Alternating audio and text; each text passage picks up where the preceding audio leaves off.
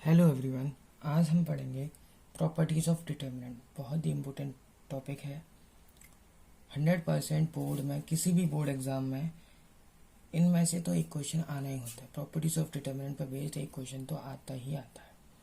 तो डिटर्मिनेंट की क्या क्या प्रॉपर्टीज हैं देखते हैं। पहली प्रॉपर्टी है value of determinant remains unchanged if it's two rows और टू इफ इट्स रोज और column rows and column are interchange। मतलब किसी भी डिटर्मिनेंट की रो को आप कॉलम में कन्वर्ट कर दें और कॉलम को रो में एक तरह से ट्रांसपोज कर देंगे तो डिटर्मिनेंट की वैल्यू सेम रहेगी। फॉर एग्जांपल मैं समझाऊं तो एक डिटर्मिनेंट है a1 b1 c1 a2 b2 c2 a3 b3 और c3। अब मैं इसकी रोज को कॉलम में कन्वर्ट कर दे रहा हूँ। रो गोज टू कॉलम मतलब ट्रांसपोज कर दे रहा है ऐसे मैट्रिक्स में, ऐसे ही कर दे रहा है। तो अब क्या हो जाएगा यहाँ a1 b1 c1 a2 b2 c2। जो सेकंड रो थी वो सेकंड कॉलम, जो थर्ड रो थी वो थर्ड कॉलम बन जाएगा A3 B3 C3। अब ये दो डिटर्मिनेंट हैं, रो को कॉलम में कन्वर्ट कर दिया, लेकिन जो डिटर्मिनेंट की वैल्यू आएगी वो दोनों ही केस में सेम आएगी। यानी determinant 1 is equal to determinant 2। तो आप किसी भी रो को कॉलम में कन्वर्ट करेंगे, किसी भी नहीं मतलब सारी रो को कॉलम में कन्वर्ट कर देंगे तो डिटर्मिनेंट की वैल्यू पर कोई भी चेंज नहीं आता। सेकंड प्रॉपर्टी क्या है? सेकंड प्रॉपर्टी है इफ एनी टू रोज और कॉलम। अब है कि कोई भी दो रो आपस में इंटरचेंज करोगे या कोई भी दो कॉलम आपस में इंटरचेंज करेंगे तो डिटर्मिनेंट की वैल्यू तो सेम रहेगी लेकिन सिंबॉलिकली चेंज हो जाएगा। फॉर एग्जाम्पल समझने की कोशिश करते हैं। जैसे मान लो आपके पास एक डिटर्मिनेंट है यही वाली a1 b1 c1 a2 b2 c2 a3 b3 c3। इस डिटर्मिनेंट की वैल्यू है कुछ डिटर्मिनेंट 1 मान ले रहे हैं, ठीक है। अब हमने क्या किया, दो रो को चेंज कर दिया आपस में। मैंने कह दिया r1 चेंजेस टू r2। तो अब क्या हो जाएगा, डिटर्मिनेंट क्या बन जाएगी?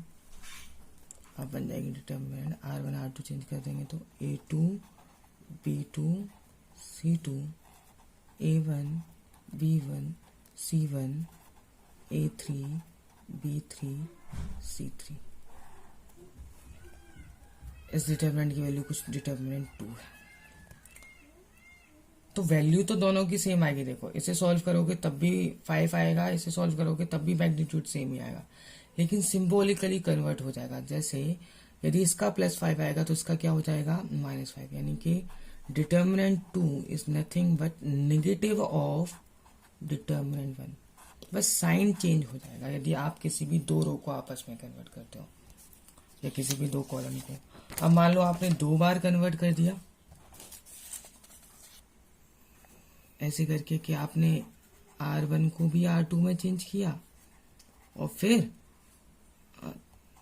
r2 को r3 में चेंज कर दिया। तो 2 बार चेंज किया तो इसमें भी एक बार नेगेटिव साइन आएगा, इसकी वजह से भी एक बार सिंबॉलिकली साइन चेंज हो जाएगा। तो टोटल माइनस माइनस क्या हो जाएगा, प्लस हो जाएगा। तो यदि आप 2 बार किसी भी दो रो या दो कॉलम को चेंज करते हैं तो साइन सेम आ जाएगा। तीसरी प्रॉपर्टी क्या है? तीसरी प्रॉपर्टी देखते हैं। थर्ड प्रॉपर्टी देखते हैं। थर्ड प्रॉपर्टी क्या है? इफ एनी टू रोज और कॉलम ऑफ आर डिटर्मिनेंट, ये डिटर्मिनेंट का साइन है, are identical then the value of determinant is equals to 0। In simple word, कोई भी दो रो या कोई भी दो कॉलम आइडेंटिकल है किसी भी डिटर्मिनेंट के, तो हम सीधे सीधे क्या कह सकते हैं? हम कह सकते हैं कि उसकी वैल्यू कितनी आएगी, 0 आएगी। अब जैसे ये डिटर्मिनेंट है, इस डिटर्मिनेंट में आप रो 1 और रो 3 को चेक करें, रो 1 और रो 3 आइडेंटिकल है एग्जैक्टली, ये भी 3 ये भी 3, 2 2 3 3 एग्जैक्टली सेम है, दोनों ही रो एग्जैक्टली सेम है, आइडेंटिकल है। इसका मतलब इस डिटर्मिनेंट की वैल्यू कितनी आएगी, 0। इम्पोर्टेंट टॉपिक प्रॉपर्टी है ये भी। If 2 rows or 2 columns are exactly identical then the value of determinant is equals to 0। Fourth property क्या है, फोर्थ प्रॉपर्टी है if each element of a row और कॉलम मल्टीप्लाई बाय के मतलब कोई भी constant number then its value gets multiplied by K. कोई भी आपके पास डिटर्मिनेंट है से 1 2 3 4 5 6 7 8 9 इसकी कुछ वैल्यू आ रही होगी। आपने क्या किया, आपने इस डिटर्मिनेंट की किसी एक पर्टिकुलर रो या पर्टिकुलर कॉलम में के का मल्टीप्लाई कर दिया। जैसे कि मैं फर्स्ट रो में करता हूँ, के का मल्टीप्लाई कर दिया, के इंटू 1, के इंटू 2, के इंटू 3, बाकी सेम 4 5।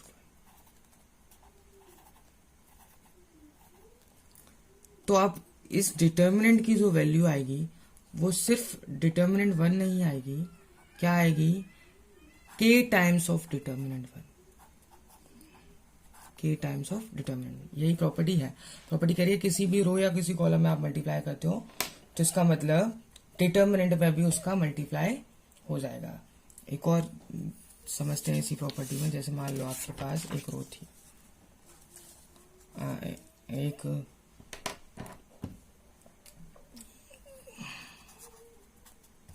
डिटर्मिनेंट है,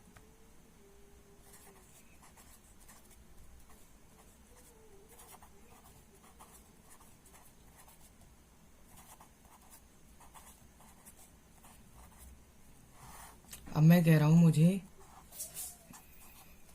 कन्वर्स लेके चलता हूँ, मैं एग्जांपल कन्वर्स से समझाता हूँ कि मैं मान लो मल्टीप्लाई करना चाहता हूँ इस डिटर्मिनेंट में 5 का। अब 5 का यदि मैं डिटर्मिनेंट में मल्टीप्लाई कर रहा हूँ, इसका मतलब जैसे हम मैट्रिक्स में 5 डिटर्मिनेंट 5 डॉट डिटर्मिनेंट जैसे हम मैट्रिक्स में करते थे ना, कि यदि हम किसी भी मैट्रिक्स में 5 का मल्टीप्लाई करते हैं तो वो क्या करता था, वो 5 का मल्टीप्लाई हर एलिमेंट में होता था, चाहे वो A11 हो चाहे वो E33 हो, हर एलिमेंट में 5 का मल्टीप्लाई होता था। लेकिन डिटर्मिनेंट में ऐसा नहीं है। डिटर्मिनेंट में यदि हम 5 का मल्टीप्लाई डिटर्मिनेंट में कर रहे हैं, इसका मतलब ये है कि आप किसी पर्टिकुलर रो या पर्टिकुलर कॉलम में ही 5 का मल्टीप्लाई कर सकते हो। कन्वर्सली यदि हम देखें तो ये उसी प्रॉपर्टी का कन्वर्स है कि यदि मैं डिटर्मिनेंट में 5 का मल्टीप्लाई कर रहा हूँ, इसका मतलब कि मैं किसी रो या किसी कॉलम में ही कर सकता हूँ, पूरी डिटर्मिनेंट के हर एलिमेंट में नहीं कर सकता। तो मान लो अब 5 का मल्टीप्लाई करना चाहता हूँ तो आप किसी में भी कर सकता हूँ, मेरी मर्जी है। तो मैं कॉलम 1 में भी कर सकता हूँ, लेकिन इसके अलावा किसी और में नहीं कर सकता। बाकी सारे एलिमेंट ऐसे ही लिखे जाएंगे।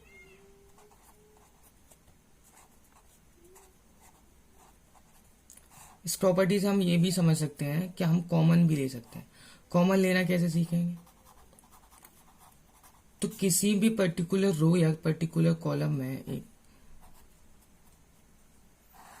कुछ आ रहा है नंबर जो किसी पर्टिकुलर रो या कॉलम में है,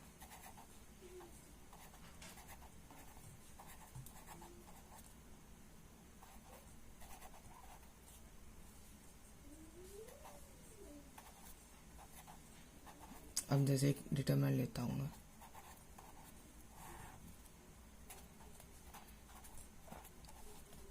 तो देखो आप फर्स्ट रो में देखो, फर्स्ट रो में आपको एक एलिमेंट दिखाई दे रहा होगा जो तीनों में आ रहा है, कांस्टेंट नंबर 2, यानी हम 2 कॉमन ले सकते हैं। 2 कॉमन लेने का मतलब है मैं उस 2 को एकदम डिटरमिनेंट के बाहर ला सकता हूँ।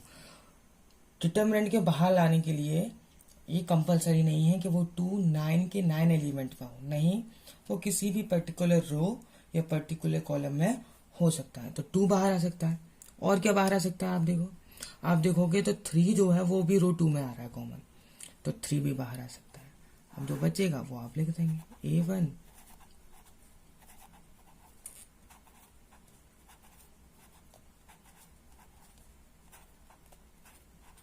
एक बहुत इंपॉर्टेंट प्रॉपर्टी है मल्टीप्लिकेशन वाली। अब फिफ्थ प्रॉपर्टी देखते हैं। प्रॉपर्टी फिफ्थ से पहले एक क्वेश्चन देख लेते हैं। क्वेश्चन दे रखा है आपको, इवैल्यूएट करना है यानी सॉल्व करना है इस डिटरमिनेंट को। एक तरीका तो वही है जो हम पिछले ट्यूटोरियल में पढ़ के आए हैं कि डिटरमिनेंट को कैसे सॉल्व करते हैं। Simple plus minus plus sign लो, किसी भी एक पर्टिकुलर रो पर्टिकुलर कॉलम को पसंद करो और सॉल्व कर लो। लेकिन यहाँ हम ऐसा नहीं करेंगे क्योंकि हम प्रॉपर्टी पढ़ रहे हैं, तो प्रॉपर्टीज को यूज करेंगे ताकि क्वेश्चन आसान हो और उसे हम सॉल्व करें। प्रॉपर्टी को यूज करके डिटरमिनेंट सॉल्व करनी है।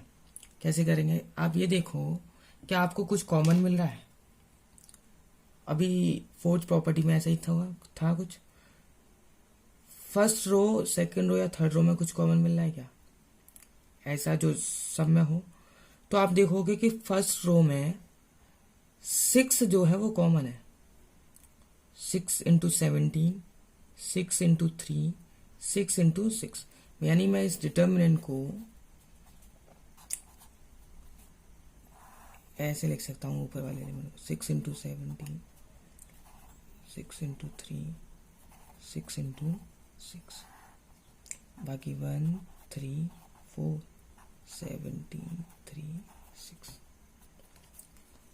ऊपर 6 आ रहा है हर एलिमेंट में, तो मैं 6 कॉमन ले सकता हूँ। हम पे कॉमन लेना आता है, हमने सीखा है कैसे लेते हैं। किसी भी एक पर्टिकुलर रो या पर्टिकुलर कॉलम में एक ही एलिमेंट आ रहा है तो हम उसे कॉमन ले सकते हैं यानी बाहर निकाल सकते हैं। यहाँ क्या बचा 17 3 6, 1 3 4 17 3 6।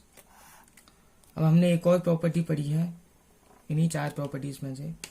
प्रॉपर्टी क्या है कि यदि 2 रो और 2 कॉलम आप आइडेंटिकल हैं, कोई भी 2 रो और 2 कॉलम यदि आइडेंटिकल है तो हम सीधे कह देते हैं कि उस डिटरमिनेंट की वैल्यू कितनी होगी, 0 होगी। देखो यहाँ रो 1 और रो 3 आइडेंटिकल है, 17 3 6, 73 6 आइडेंटिकल है। इसका मतलब इस पूरी डिटरमिनेंट की वैल्यू कितनी है, 0। 6 का मल्टीप्लाई 0 से करेंगे तो कितना आएगा, 0, यानी इसका आंसर भी कितना है, 0। फिफ्थ प्रॉपर्टी देखते हैं। फिफ्थ प्रॉपर्टी लिखा नहीं है, बहुत बड़ा था इसलिए। फिफ्थ प्रॉपर्टी क्या है, फिफ्थ प्रॉपर्टी है कि किसी भी एक पर्टिकुलर रो या पर्टिकुलर कॉलम में एलिमेंट कुछ ऐसे लिखे हों as a sum of 2 element. जैसे आप देख सकते हो यहाँ पे फर्स्ट वाली रो में जो एलिमेंट हैं सारे के सारे वो सम ऑफ 2 एलिमेंट है। तो हम क्या कर सकते हैं, हम उस डिटर्मिनेंट को ब्रेक कर सकते हैं, तोड़ सकते हैं 2 डिटर्मिनेंट में। जैसे आप देख लो यहाँ पे आपको कोई भी एक रो या कोई भी एक column as a sum of 2 elements है। जैसे यहाँ पे है फर्स्ट वाली रो 2 एलिमेंट का सम है, जैसे यहाँ पे भी सम है, यहाँ पे भी सम है, यहाँ पे भी सम है। तो हम इसे 2 डिटर्मिनेंट में ब्रेक कर सकते हैं। इसमें एक डिटर्मिनेंट में आएगा इसका पहला एलिमेंट और दूसरी वाली डिटर्मिनेंट में आएगा फर्स्ट रो का सेकंड वाला एलिमेंट। क्या डिटर्मिनेंट बन जाएंगी, A1 A2 A3, B1 B2 B3 C1 C2 C3। क्योंकि बीच में प्लस साइन लगा है तो प्लस, सेकंड एलिमेंट क्या है, फर्स्ट रो का। बाकी नीचे वाले रो के एलिमेंट तो ऐसे ही लिखे जाएंगे, कोई चेंज नहीं होगा। फर्स्ट रो का सेकंड वाला एलिमेंट लिखा जाएगा। तो A1 था तो वो तो यहाँ लिख गया। अब लैम्डा वाला, लैम्डा 1, दूसरा एलिमेंट लैम्डा 2, लैम्डा 3।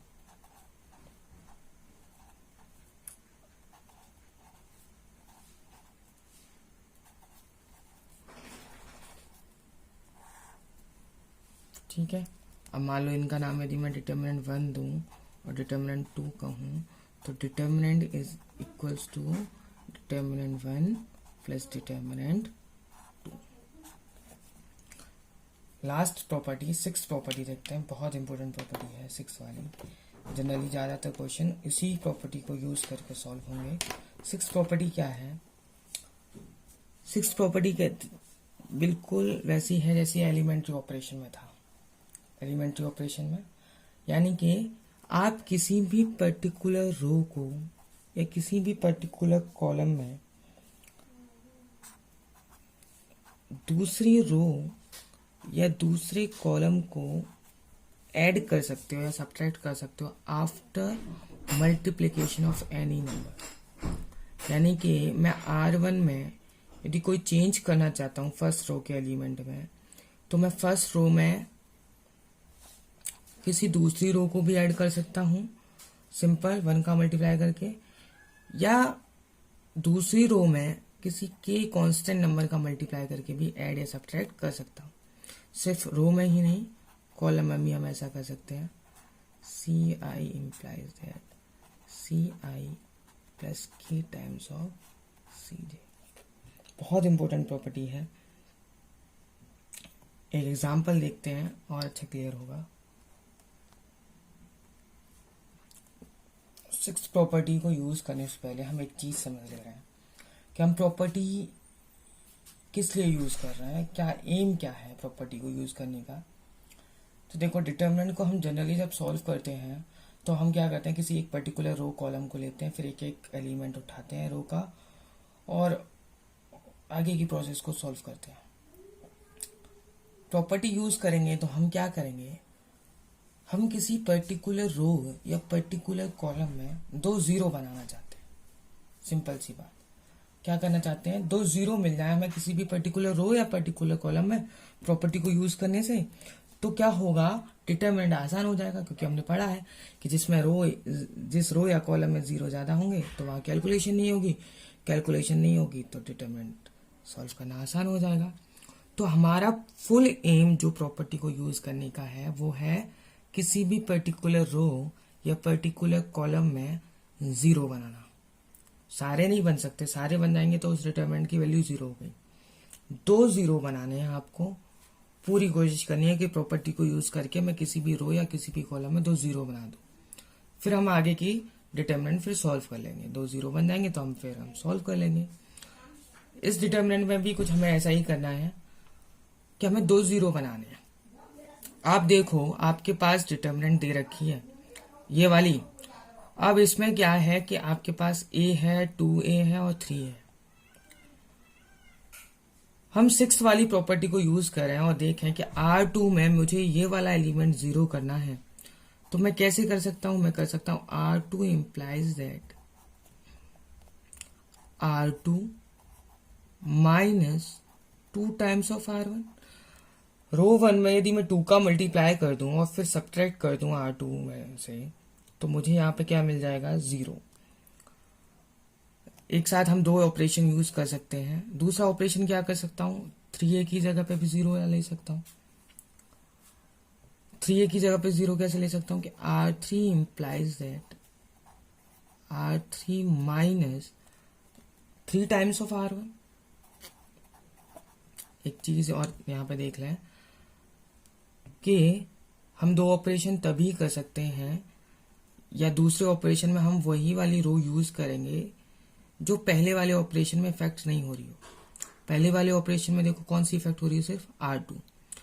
तो हम सेकंड वाले ऑपरेशन में R2 का यूज नहीं कर सकते। यदि R1 इफेक्ट हो रही होती तो R1 को नहीं यूज कर सकते थे। तो 2 ऑपरेशन आप यूज कर सकते हैं एक साथ, लेकिन दूसरे ऑपरेशन में आप ऐसा ना करें कि उस रो या उस कॉलम को यूज कर लें जो पहले वाले ऑपरेशन में इफेक्ट हो रहा हो। ठीक है, जैसे यहाँ R2 इफेक्ट हो रहा है तो आप R2 नहीं यूज कर सकते, बाकी दोनों यूज कर सकते हैं। अब एक साथ 2 ऑपरेशन लगा दिए हमने 6 वाली प्रॉपर्टी को यूज करके। देखें क्या आता है। फर्स्ट रो तो सेम ही रहेगा, कोई चेंज नहीं आएगा, a plus B a plus B plus C. अब सेकंड रो में क्या आएगा, R2 minus 2 times of R1, 2a minus 2 times of a। 2a minus 2a कितना हो जाएगा, 0। ठीक है,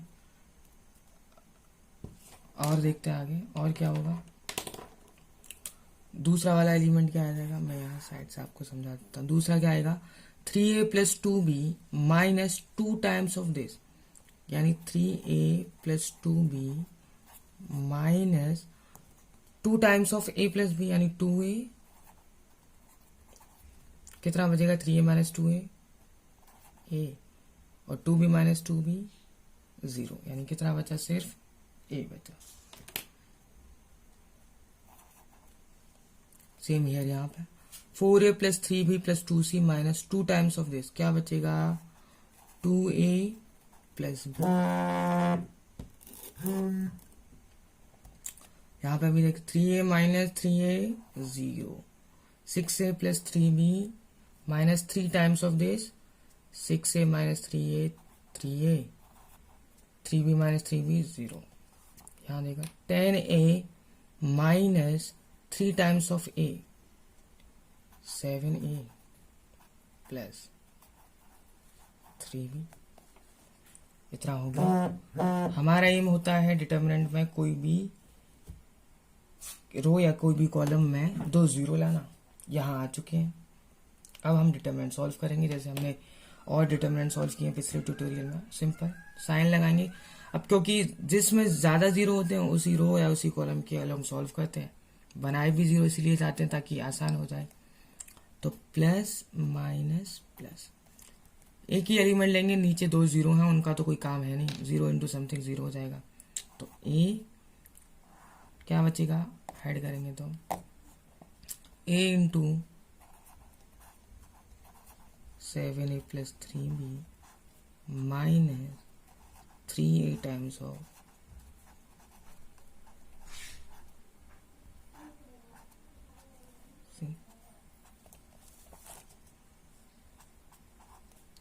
ये बाहर है, ये हो जाएगा आपका 7a square plus 3ab minus 3a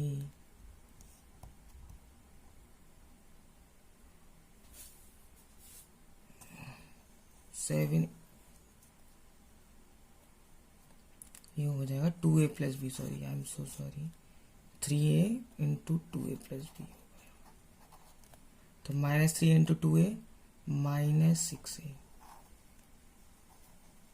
minus 3ab, 3ab से 3ab cancel, 7a square minus 6a square, a square, a dot a square is nothing but a cube. यही हमें प्रूव करना था, वो हमने प्रूव कर दिया। तो एम क्या होता है इन प्रॉपर्टीज को यूज करने का, सबसे पहले किसी भी पर्टिकुलर रो या पर्टिकुलर कॉलम में आप 0 बनाएं, 2 0 बन जाए तो बहुत बढ़िया, नहीं बनते किसी किसी क्वेश्चन में, 1-2 क्वेश्चन में तो 1 0 से फिर काम चलाना पड़ता है, लेकिन 99 केसेस ऐसे होंगे जहां आपको 2 0 बन जाएंगे। फिर उसके बाद क्या करेंगे, फिर सिंपल डिटरमिनेंट सॉल्व कर देते हैं। आई होप आपको समझ आ रहा होगा। आगे हम और भी एग्जाम्पल करेंगे, बहुत सारे क्वेश्चन करेंगे डिटरमिनेंट के प्रॉपर्टीज पर बेस्ड, आपको और आगे क्लियर हो जाएगा। आई होप अभी तक का आपको पसंद आया होगा, और यदि आपको समझ आ रहा है तो प्लीज़ लाइक करें, शेयर करें, सब्सक्राइब करें। Thank you.